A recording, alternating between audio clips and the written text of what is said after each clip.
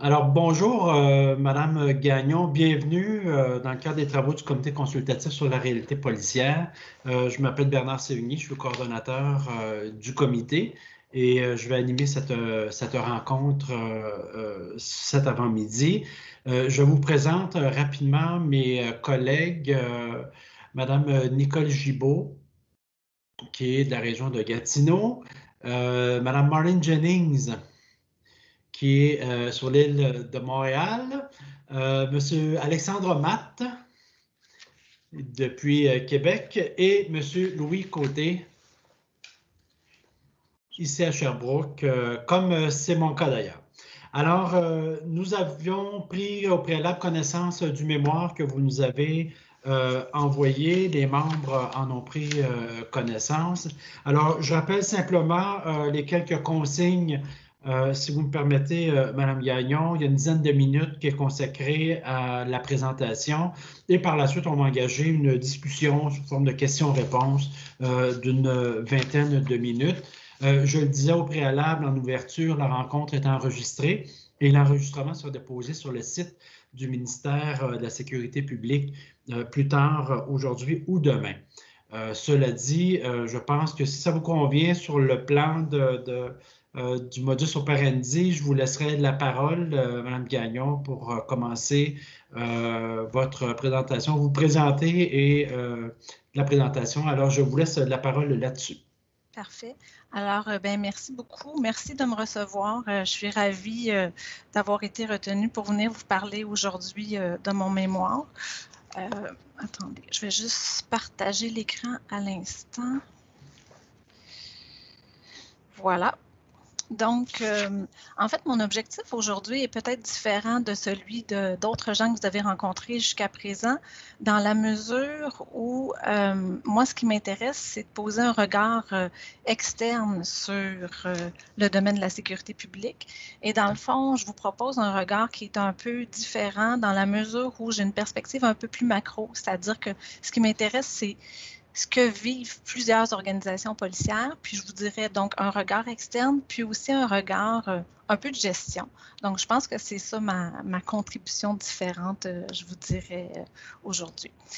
J'ai retenu trois réflexions qui étaient proposées dans le cadre du livre vert, une sur la police communautaire, une sur la santé mentale des policiers et une sur la confiance de la population à l'égard des policiers. Et la première question, c'est est-ce qu'il serait opportun de favoriser un développement accru de l'approche de la police communautaire? Moi, ma réponse, c'est pas nécessairement, mais plutôt de revaloriser l'approche de la police communautaire. Qu'est-ce que je veux dire par là? C'est que ce que mes recherches m'ont permis de voir, c'est que la police communautaire a un problème d'image.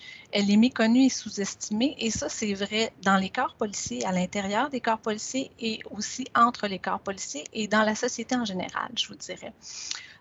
Et une des raisons pour lesquelles il y a un problème d'image, c'est que les efforts et les activités associées à la police communautaire se comptabilisent peu. C'est un peu comme la santé publique avant la pandémie. On connaît moins ça, la prévention, on sait moins qu'est-ce que ça donne. Également, c'est désigné d'une pluralité de façons différentes. On parle de police de quartier, on parle de police de proximité, on parle de police communautaire. J'ai même vu dans le cadre des travaux de cette commission-ci que les gens utilisent communautaire pour parler des travailleurs sociaux. Donc, c'est vraiment un terme qui est galvaudé. Pourtant, ça permet de résoudre plusieurs problématiques récurrentes. Par exemple, ça pourrait permettre de résoudre des problématiques récurrentes de violence conjugale, par exemple, des appels récurrents. Quand je dis que c'est méconnu aussi à l'intérieur des corps policiers, les policiers disent de ceux qui font de la police communautaire que c'est la police bonbon, voulant dire par là que c'est ceux qui font un peu des relations publiques avec les citoyens et on voit moins l'aspect préventif associé à la police communautaire. Donc, un coup qu'on s'est dit ça, qu'est-ce qu'on peut faire? Bien, je pense que ça doit être mis en valeur et on doit valoriser les initiatives associées. Puis quand je dis ça, je pense que ça doit être fait autant à l'intérieur des organisations policières que dans la sécurité publique de façon générale. Donc, une des premières recommandations que je propose, c'est de créer plus de mécanismes de liaison ou d'occasion d'échange dans les corps policiers afin de connaître les tâches et les réalisations des policiers communautaires. Et ce que je veux dire par là, c'est que je ne vous apprendrai rien en vous disant que les services policiers sont organisés en termes de silos, c'est-à-dire qu'il y a ceux qui s'occupent de surveiller le territoire, ceux qui s'occupent des enquêtes, ceux qui s'occupent du renseignement. Il n'y a pas beaucoup d'échanges d'informations entre ces gens-là. Donc, créer des mécanismes de liaison, ça peut dire créer des occasions d'échange, des moments pour discuter de ce que les policiers communautaires font et peuvent apporter à l'organisation. Également, j'ai diffusé les bons coups, autant à l'interne et à l'externe, ce qui m'amène à ma seconde recommandation, qui est de promouvoir le métier de policier communautaire au niveau de la sécurité publique. Donc, les organisations entre elles, mais que ça remonte aussi davantage au ministère. Et ma troisième recommandation, c'est de promouvoir l'aspect communautaire du métier de policier dans les institutions d'enseignement qui dispensent la formation de base aux policiers. Parce qu'actuellement, et à l'ENPQ et dans les cégeps, on ne discute pas tant que ça de l'approche communautaire. Et une des raisons pour lesquelles je pense que c'est important de le faire, c'est que les cas de santé mentale sont en explosion dans plusieurs municipalités et ça peut être des policiers communautaires qui prennent en charge ces cas-là, quelquefois avec des équipes mixtes, quelquefois solo, mais c'est nécessaire, comme ils sont souvent les premiers répondants, qu'ils puissent être habilités à cet égard-là. Autre constat associé à cette question-là, dans le fond, on parle de l'approche de police communautaire, mais il y a beaucoup de modèles qui existent. Mais malgré qu'il y a beaucoup de modèles différents, les pratiques d'un corps policier à l'autre finissent par se ressembler.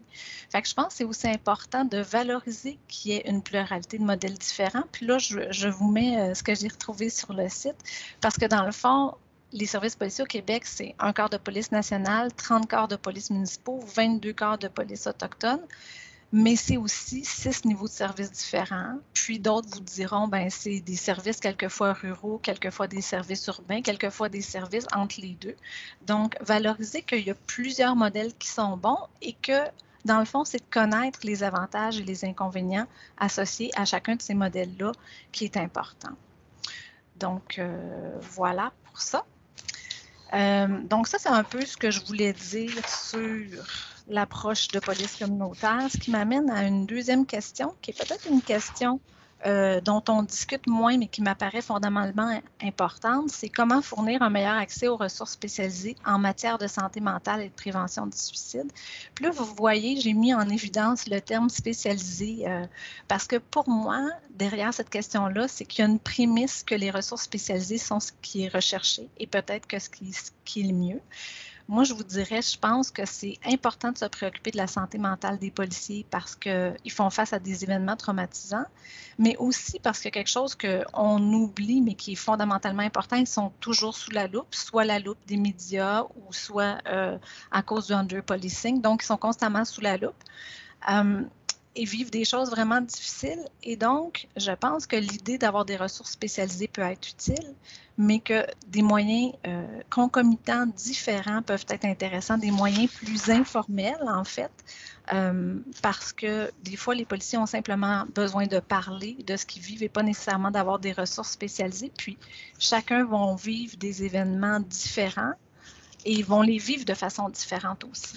Donc, des fois, ça peut être intéressant de dire qu'il existe déjà des occasions de debriefing qui se font, qui peuvent être maintenues, mais ça peut aussi être intéressant de valoriser les échanges et de créer un climat propice à l'expression adéquate des émotions. Ça a l'air drôle dit comme ça, mais quand un policier s'en va sur une situation d'urgence, ce qu'il fait, c'est dans le fond, il se met une carapace. Il ne montre pas du tout ce qu'il ressent parce qu'il faut qu'il soit trop opérationnel, mais il faut trouver des moyens par la suite qu'il puisse vivre ce qu'il a à vivre associé aux événements traumatisants qu'il peut avoir vécu.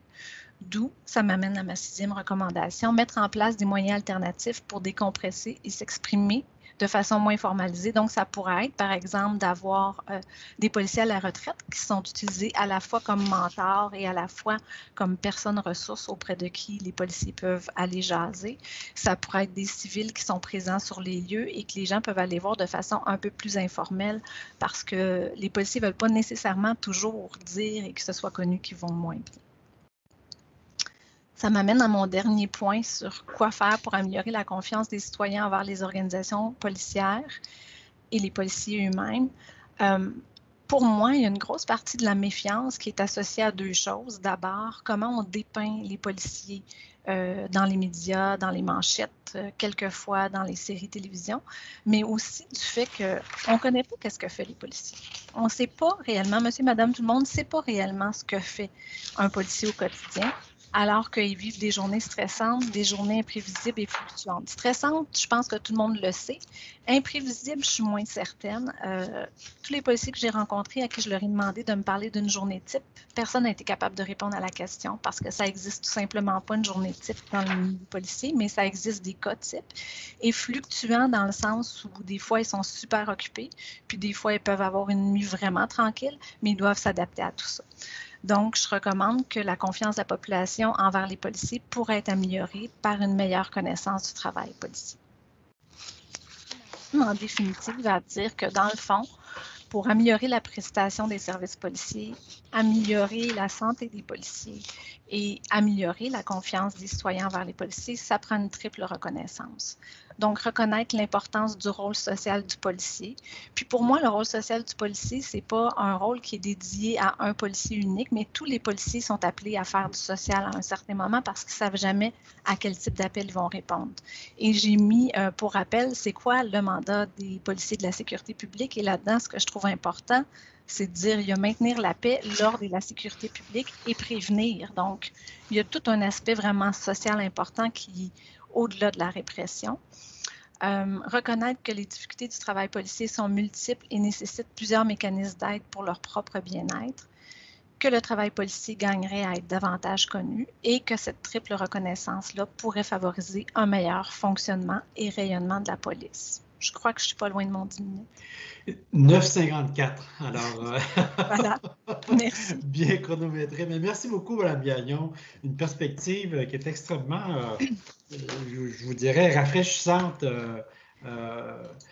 avec des concepts. Là, en tout cas, ça permet de dégager et de mieux voir ce dont on parle quand on parle de communautaire, de proximité, etc. Alors, je vais commencer la période de questions avec d'abord M. Louis Côté. M. Côté, la parole est à vous. Bonjour, professeur Gagnon, vous allez bien? Ça va bien, merci. Et vous? Oui, ça va bien.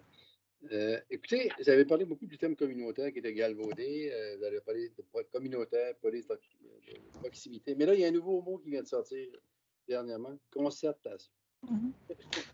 On dirait que tout le monde cherche à trouver un nouveau mot pour ne pas avoir besoin de dire communautaire parce que le thème est trop relié, je vous dirais, aux activités communautaires sur le terrain.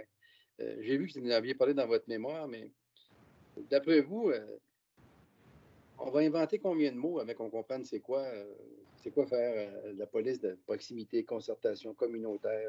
D'après vous, parce que le mot communautaire, du côté francophone canadien, du moins, passe moins bien. Du côté anglophone, il n'y a pas du tout la même signification de toute façon. C'est que il y en a un, c'est communauté, puis l'autre, c'est plutôt relié à la misère un peu. Donc, comment vous voyez l'avenir là-dedans par rapport à ne serait-ce que le nom qu'on lui donne, puis l'orientation qu'on lui donne? Ben, en fait, hier, je souriais parce que j'ai regardé l'audience publique sur Longueuil où le mot concertation vient beaucoup de là, je crois. Puis quand on regarde ce qu'il y a derrière ça, pour moi, c'est un peu l'équivalent du terme de police proximité avec le parrainage à la Sûreté du Québec. Là. Fait que je pense que c'est un nouveau vocabulaire pour une réalité qui existe déjà. Fait que ma réflexion à moi, c'est peut-être que le mot communautaire, il faut s'en écarter complètement, étant donné qu'il ne colle pas bien à la réalité, puis il est mal perçu. Puis je pense que c'est ça que les organisations policières font, c'est qu'elles se choisissent une autre étiquette en disant, bien, police de quartier, c'est pas police communautaire. Police de proximité, c'est pas police communautaire. Concertation, c'est pas police communautaire. Puis si vous regardez le nom aussi, on a les policiers préventionnistes, on a des sociocoms, on a des parrains, etc. Mais je pense que cette multiplicité d'étiquettes-là nuit à reconnaître ce que c'est. Fait que peut-être que l'idée de dire jetons complètement le terme communautaire, mais prenons-en un qui devient l'égide que tout le monde utilise parce que finalement, ça reste que c'est de la police de proximité, c'est de la prévention, c'est d'être proche des citoyens et essayer de comprendre leurs problématiques. Mais moi, ça me fait plus sourire que ce soit une nouvelle étiquette. Là. Merci. Merci beaucoup. Merci. Alors, je vais laisser la parole à Madame Gibault. Je pense que Mme Jennings était bien avant moi. Bien, moi, dans les mains levées, là, dans mon registre, vous apparaissez avant. OK. Allez-y. OK, ben c'est gentil. Merci, Mme Jennings. Alors, oui, OK. Moi, vous savez, vous avez parlé tantôt de créer des mécanismes de liaison, etc. Un partage avec les différents corps policiers, c'est ce que peut-être vous entrevoyez, genre de lac à l'épaule, où on se réunit, on jase, etc., pour vraiment comprendre dans chacun des milieux. C'est un peu ça que je comprends pour partager les différentes. Puis oui, le mot proximité est revenu souvent, mais ce matin, on a eu quelqu'un qui nous a dit que c'était assez simple, là, qu'on est proche des citoyens, point final. C'est à peu près la seule définition que ce qu'on nous disait ce matin. Mais est-ce que vous voyez ça, un partage global comme ça? Ça, c'était ma première question. J'en avais une autre toute petite. Okay. Ben, en fait, je vois ça de deux façons. C'est-à-dire qu'à l'interne, dans les corps policiers en tant que tels, je pense qu'il faut que les gens se réunissent plus. Mettons, les gens de la gendarmerie, les gens qui sont associés à faire de la police de proximité, de la police de quartier, qui se réunissent plus pour comprendre ce qu'ils font. C'est-à-dire que tout le monde fait de la patrouille au début, mais la police communautaire, pas tout le monde en font. Les gens dans les organisations vont dire c'est le club MED, fait que ça vous donne une idée, hein? Police bonbon, club MED, il y a vraiment beaucoup d'appellations péjoratives. Fait que d'abord à l'interne, je pense que les gens devraient mieux connaître ce que font les gens qui font de la police communautaire, d'une part. Ensuite de ça, sur l'externe, je ne sais pas si c'est un lac à l'épaule. Il y a le séminaire intersection qui se fait une fois par année, qui fonctionne super bien, qu'il y a beaucoup d'initiatives qui sont partagées, qu'ensuite on voit que les corps policiers reprennent. Donc, je pense qu'il y a une partie partage qui se fait, mais c'est une fois par année. Hein? Puis c'est ceux qui y vont, alors qu'il y a des événements ou des trucs qui sont vraiment pertinents. Je pense au projet Survivante qui, dans plusieurs organisations policières maintenant, ça troque ton ticket. Donc, il y en a des initiatives vraiment intéressantes, mais je pense qu'une fois par année, c'est pas nécessairement suffisant. Je pense que ça pourrait être quelque chose, je sais pas, moi, une plateforme, ou je n'ai pas une idée préconçue, mais je pense que à travers les corps policiers, pour que plusieurs d'entre eux connaissent ce qui se fait ailleurs de bon, qu'ils puissent le faire. Là. Mon autre question, c'était par rapport à votre... quand vous dites que les policiers devraient, puis il faut les soutenir parce que leur santé mentale font en sorte que c'est évident que c'est capital pour faire un très, très bon travail sur le terrain, à part la carapace, là, mis à part la carapace qu'ils doivent avoir. Donc, qu'est-ce que... une modification peut-être législative pour obligation, parce que c'est sûr qu'ils vont y aller de façon volontaire, mais peut-être qu'il y en a qui disent non, j'ai pas besoin de ça, mais vraiment ils en ont besoin, là, de toute évidence, là, même s'ils pensent que non. Alors peut-être une modification législative pour obliger un certain nombre ou des forums auxquels ils doivent assister, ou une séance en psychologie, ou je sais pas. Je ne sais pas si ça passe par un changement législatif, parce que, je veux dire, que ce soit les policiers ou n'importe qui, je pense qu'il faut vouloir aller chercher de l'aide. Fait que je ne sais pas si ça passe par une obligation, mais moi, c'est la façon dont je comprends le milieu policier, c'est que des fois, c'est aussi de l'aide souterraine, ou en tout cas, ou informelle. Autrement dit, des fois, parce que moi, je me rappelle d'avoir dit, les gens, ils ne voulaient pas être associés à moi, OK? Faire de la patrouille, ça a été facile. Faire des entrevues, ça a été très, très, très difficile. Parce que là, c'est comme les gens vont savoir qui me parle. Alors, les gens à qui j'ai parlé n'ont pas dit à leur partner, à qui ils disent tout, qui m'ont vu. Mais il y a des gens qui, à l'heure du dîner, sont venus jaser avec moi d'affaires qui ont bien été ou moins bien été. Puis, je ne suis pas une professionnelle, je ne suis pas une psychologue. Mais juste pour vous dire, des fois, ça prend quelqu'un sur les lieux qui est là, qui peut écouter. Donc, des fois, c'est des ressources spécialisées. Je pense des cas très graves, je ne sais pas, moi, les cas d'enfants sont réputés être très traumatisants. Donc, je pense que ça nécessite une aide extérieure. Mais je pense qu'il y a d'autres cas, c'est le debriefing avec le lieutenant, puis d'autres fois, c'est juste de pouvoir en parler à quelqu'un qui comprend le milieu mais qui n'est pas nécessairement, parce que les gens, ils ne vont pas nécessairement raconter ça à leur conjointe le soir. Là. C'est pas, ils ne veulent pas partager ça.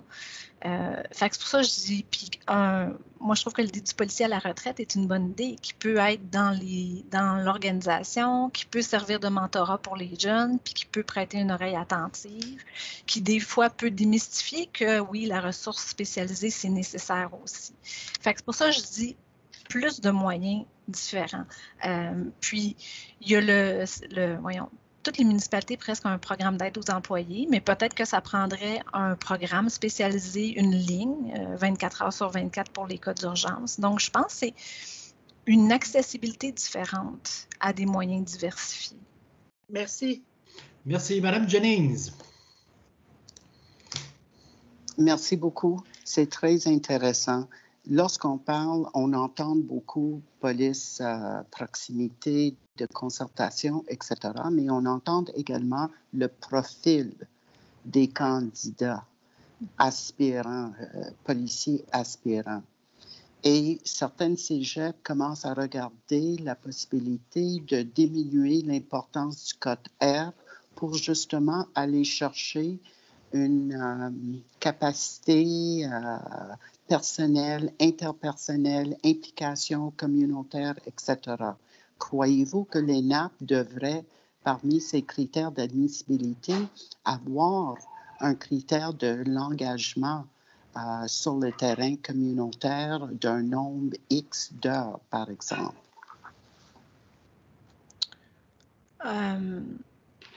En fait, l'idée je dirais, j'ai à peu près 3-4 idées, je vais essayer de mettre ça. Je pense que l'engagement peut être intéressant, mais je vous dirais, moi, je pense que ça prend l'engagement. Je pense que ça prend de la formation. Les policiers ont dit, ils en font des cas de santé mentale. Hein. Il y a de plus en plus d'appels là-dessus. Ils ne sont pas beaucoup formés là-dessus. C'est sûr qu'il y a des services policiers qui ont des équipes mixtes, etc.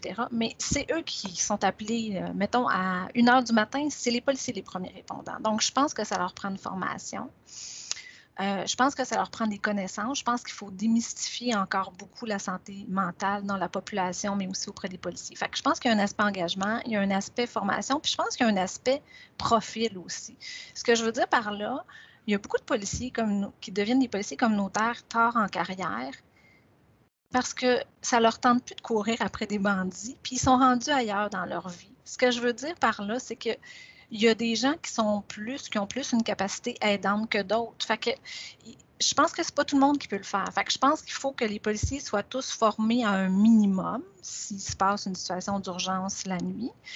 Mais je pense qu'il y a des policiers qui sont plus gifted, qui ont plus les habiletés associées. Puis je pense que l'idée aussi d'être confronté à plein de choses, aussi d'ouvrir ses horizons, peut-être de faire de l'engagement ou de faire des travaux un peu dans le milieu peut aider. Fait que ma réponse est multiple finalement. Mais ça ne répond pas vraiment à ma question parce que quand on parle de profil des aspirants policiers, comment savoir suffisamment d'études pour démontrer c'est quel genre de profil qui s'adapte mieux à toutes ces difficultés, complications, etc., mais également le besoin sur le terrain des citoyens. Et il y a certaines cégeps qui ont déjà fait des tests psychométriques, mais à cause du prix, le coût, les ont laissés de côté. Moi, je demande, l'ENAP a des critères d'admissibilité. Et est-ce que parmi ces critères devrait être un profil, une implication au niveau communautaire qui démontrera peut-être une possibilité de mieux travailler sur le terrain avec tous ces problèmes? Mais vous parlez de l'école de police, Mme Jennings, hein? OK. OK. Le NPQ fonctionne déjà par compétence, ma compréhension.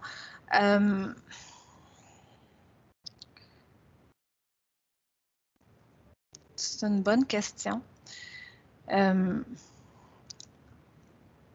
Ça pourrait être une des compétences qui soit regardée, mais en même temps, ça va super vite, hein? Je veux dire, l'évolution du milieu policier va super vite. Fait que je pense qu'on ferait erreur à dire ça prend ça absolument. Je pense que c'est quelque chose qu'on doit former les gens, qu'on doit être sensible à ça, mais dans 5 ans d'ici ou dans 10 ans d'ici, comment aura évolué la criminalité? Est-ce que c'est là-dessus qu'on mettra l'accent? Fait que je pense que ça doit être une chose qu'on regarde parmi d'autres. Mais peut-être qu'effectivement, dans le profil de compétences du policier, on pourrait se dire il faut qu'il y ait une fibre sensible qui soit là. Mais je vous dirais, beaucoup de policiers décident de devenir policiers pour aider encore aujourd'hui. Donc, je pense qu'un certain nombre l'ont, mais peut-être qu'il faut effectivement accentuer cela. Ça répond mieux cette fois-ci? Merci. Monsieur Matt, c'est à vous. Oui, Mme Gagnon, je vais essayer de faire le lien et vous me direz si je suis correct entre votre premier point qui est police communautaire, proximité et autres, là, et avec la confiance des citoyens. Mme Gibault l'a abordé un petit peu. Est-ce que ce n'est pas le rôle de chacun des policiers dans ses interventions journalières ou dans ses temps libres d'aller discuter avec les citoyens qui va ramener le climat de confiance et également être un excellent ambassadeur de police communautaire, de proximité ou, appelons-le comme on veut. Moi, je serais porté à faire le lien directement entre les deux, entre vos deux points d'information. Je pense qu'il y a un lien effectivement direct, c'est-à-dire que si les gens voient plus de policiers qui leur sourient quand ils ne font pas d'infraction et même quand ils font une infraction, dépendant de ce que c'est. Oui, là, ils ne pas ça, c'est le policier rit, pendant qu'ils font une infraction. Non, mais non, mais de quand même dire un bonjour gentil là, avant de dire vous avez brûlé un feu rouge. Je pense que oui, cet aspect-là est important. Ceci dit, je pense qu'il y a un aspect complémentaire qui est Monsieur, madame, tout le monde, on ne connaît pas bien le métier de policier. Tu sais, souvent, par exemple, moi, ce que j'ai appris et qui m'a le plus impressionné, c'est que quand les policiers sont plusieurs sur une personne, c'est qu'ils risquent moins de la blesser. Mais si un citoyen voit que quelqu'un est à plusieurs sur un suspect, ils vont dire, mais qu'est-ce qu'ils font là?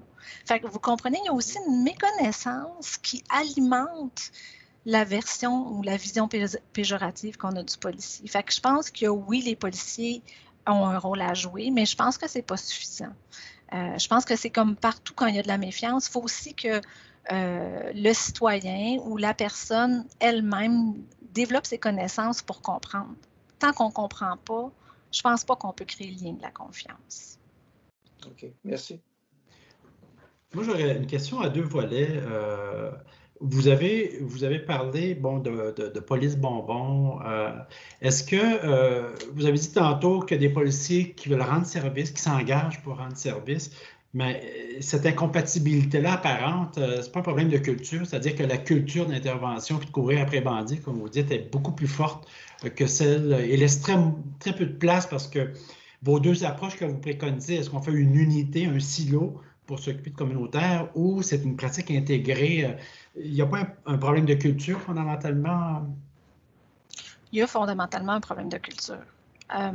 Mais il y a plus qu'un problème de culture. C'est-à-dire qu'il y a fondamentalement un problème de culture, oui. Je veux dire, juste le fait que quand moi j'ai dit mon projet de recherche, j'ai un projet de recherche sur les émotions, là, on a beaucoup fait de blagues sur le fait que je parlais des émotions parce que les policiers ne parlent pas de ça. Mais si vous réussissez à établir le contact, ils vont en parler. Mais entre eux, effectivement, ils vont pas montrer ça. Puis je pense que oui, il y a une culture, mais je pense aussi que c'est associé au métier. C'est-à-dire qu'ils n'ont pas le choix d'avoir une carapace. Fait qu'il y a en quelque part où c'est associé à la culture, je pense. Mais j'ai perdu ma deuxième idée. Qu'est-ce que je voulais dire? La question de culture. Pouvez-vous me redire comment vous avez présenté ça?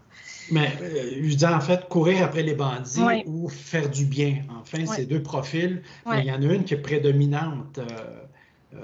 Peut-être parce que l'idée qu'on se fait quand on est jeune dans une technique policière, c'est de courir après les bandits, et on finit par déchanter dans les premières années parce que c'est pas tout à fait ça.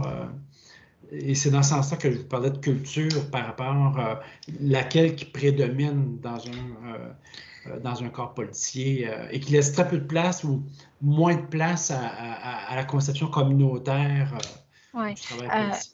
J'ai retrouvé mon idée. Ben, en fait, oui, je pense qu'il y a un aspect culturel, mais je pense aussi qu'il y a un aspect désenchantement. C'est-à-dire que même ceux qui viennent dans la police pour aider finissent par quelquefois être déçus parce que arrêter quelqu'un, c'est une chose, mais monter la preuve, puis ensuite que la personne soit trouvée coupable, c'est autre chose. Fait qu'il y a aussi un désenchantement sur aider. Fait qu'il y a des gens qui vont maintenir la fibre aider tout le temps, puis il y a des gens qui vont moins la maintenir. Fait que oui, il y a un aspect culturel, mais il y a d'autres aspects qui vont faire en sorte que aider, finalement, c'est pas nécessairement ce qu'ils pensaient non plus. Fait que c'est pas nécessairement je cours après les bandits, puis c'est pas nécessairement j'aide comme je pensais aider aussi. Fait que je pense qu'il y a de la culture, il y a les difficultés associées aux lois et à, mettons, l'arrêt Jordan qui maintenant change aussi le fait qu'il y a des cas pour lesquels les policiers ont mis beaucoup d'heures, monté la preuve, etc.,